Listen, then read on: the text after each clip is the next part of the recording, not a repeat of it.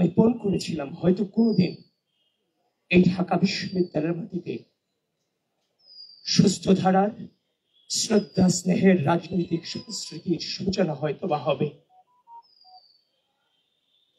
আমি আপনাদের সকলকে বলছি, এই পথকে বেছে নিতে গিয়ে আমার নিজের পরিবারের সাথেও আমার 1 বছরের কোনো সম্পর্ক ছিল না। আমাদের জীবন থেকে জীবনের সামাজিক, রাজনৈতিক, অর্থনৈতিক, সাংস্কৃতিক, পারিবারিক সকল জীবনকে আমাদের থেকে কেড়ে নেওয়া হয়েছিল, কিন্তু আপোষ করিনি। একটাই মনোবল ছিল, একদিন আমরা জিতবো। 5 আগস্ট দাঁড়িয়ে চাংখার বলে যখন বলেছিলাম প্লিজ কেউ কাউকে ছেড়ে যায় না, সেদিন উপস্থিত ছাত্র জনতা কেউ ছেড়ে যায় নাই। বাচ্চা বাচ্চা ছেলেরা রক্ত দিয়ে এই অঙ্গীকার ধরে রেখেছিল। আজকে তাদের এই রক্তের বিনিময়ে অপরাজয় বাংলার পাদদেশে দাঁড়িয়ে একটি গণতান্ত্রিক বাংলাদেশ বিনির্মাণের সূচনা শুরু হয়েছে।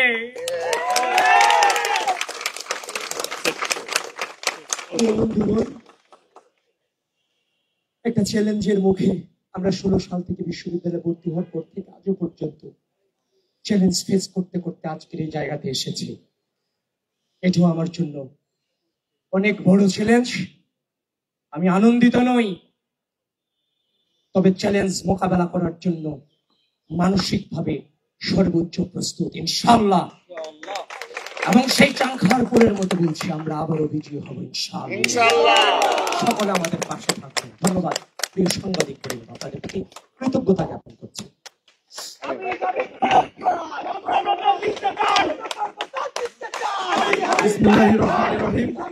সর্বপ্রথম শুকরিয়া জ্ঞাপন করছি মহান আল্লাহ রাব্বুল আলামিনের দরবারে। শ্রদ্ধার সাথে স্মরণ করছি মহান স্বাধীনতার মহান ঘোষক শহীদ রাষ্ট্রপতি জিয়াউর রহমানকে, যিনি শুধুমাত্র স্বাধীনতার ঘোষণা দিয়ে ক্ষান্ত হননি, বরং এই দেশের যুদ্ধ মাত্র জয় ছিনিয়ে আনতে তিনি রণাঙ্গনেও কিন্তু নেতৃত্ব দিয়েছিলেন। কৃতজ্ঞতা প্রকাশ করছি গত 17 বছর যিনি অন্যায়ভাবে নিপীড়িত হয়ে কারান্তরীণ হয়েছে, কিন্তু 1 ন্যানো সেকেন্ডের জন্য বাংলাদেশের মানুষের প্রশ্নে আপোষ করেনি, সেই প্রিয় নেত্রী দেশনেত্রী বেগম খালেদা জিয়াকে শ্রদ্ধার সাথে কৃতজ্ঞতা জানাচ্ছি। আমাদের বিএনপির ভারপ্রাপ্ত চেয়ারম্যান, বাংলাদেশ জাতীয়তাবাদী ছাত্রদলের সাংগঠনিক অভিভাবক জনাব তারেক রহমানকে, এবং আমি কৃতজ্ঞতা জানাচ্ছি বাংলাদেশ জাতীয়তাবাদী ছাত্রদল কেন্দ্রীয় সংসদকে, যারা সম্পূর্ণ গণতান্ত্রিক প্রক্রিয়ায় আজকে ডাকসু 2025-এর পূর্ণ প্যানেল ঘোষণা করেছে। তাদেরকে আমি শ্রদ্ধার সাথে স্মরণ করছি। আপনারা জানেন যে ডাকসুতে 28টি পদ, এই 28টি পদের পরিবর্তে 400-এর অধিক যোগ্য প্রার্থী কিন্তু আমাদের বাংলাদেশ জাতীয়তাবাদী ছাত্রদলের ছিল, যারা গত 17 বছর নিজের ক্যারিয়ারকে বিসর্জন দিয়ে রাষ্ট্রের পোস্টে আপোষহীন থেকেছে। আমি আমার সেই সকল বড় ভাই, ছোট ভাই, সহযোদ্ধা সকলকে কৃতজ্ঞতা জানাচ্ছি।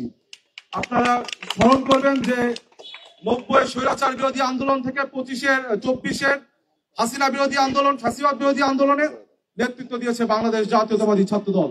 ঠিক একই ভাবে 90-এর যে ডাকসু প্যানেলে বিজয় অর্জন করেছিল পূর্ণ প্যানেলে বাংলাদেশ জাতীয়তাবাদী ছাত্রদল, এই 2025-এর প্যানেলে বাংলাদেশ জাতীয়তাবাদী ছাত্রদল ল্যান্ডস্কেপ ভিক্টরি প্রদান করবে বলে আমার বিশ্বাস করি। ঢাকা বিশ্ববিদ্যালয়ের শিক্ষার্থীদেরকে আমি আহ্বান জানাবো, we 28 people are not above you, we are those who are among you, dear friends. আমরা আপনাদের সাথে আছি, আপনাদের সমর্থন নিয়ে একটি গণতান্ত্রিক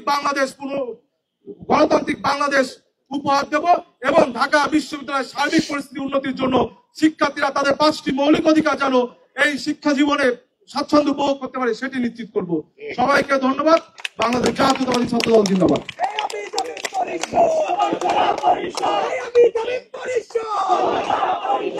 সামনে আসো।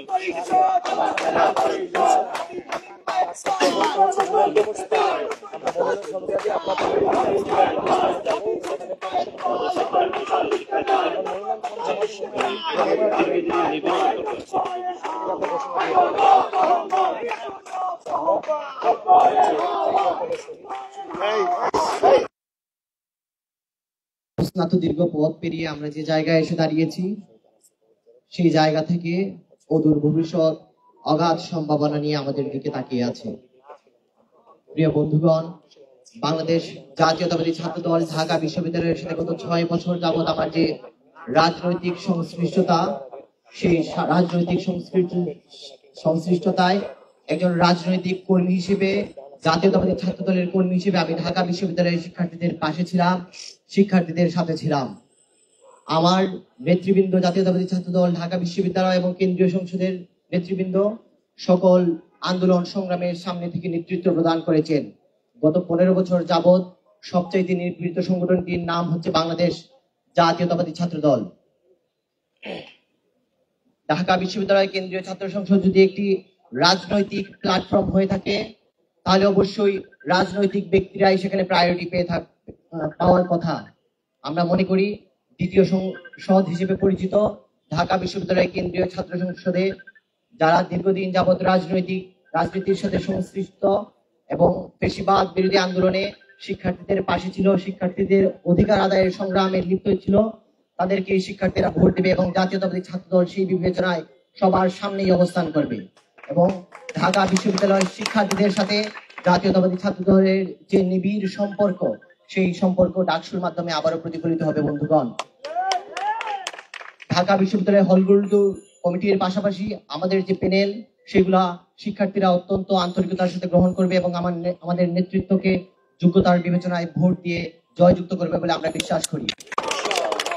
আমাদের এই অগ্রযাত্রায় ঢাকা বিশ্ববিদ্যালয়ের সকল পর্যায়ের শিক্ষার্থীদের কাছে আমরা দোয়া এবং তাদের সহযোগিতা, তাদের মহামূল্যবান ভোট কামনা করছি।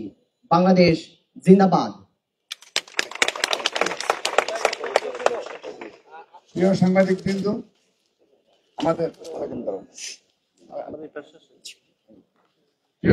বৃন্দ, জুলাই আগস্টের চূড়ান্ত পর্বে যখন আজকে এই ডাকসুর ভিপি পদপ্রার্থী আবিদুল ইসলাম আবিদ যেদিন বলেছিলেন প্লিজ কেউ কাউকে ছেড়ে যাবেন না, সেদিন কিন্তু শহীদ আনাস সহ কেউ আবিদকে ছেড়ে যায়নি।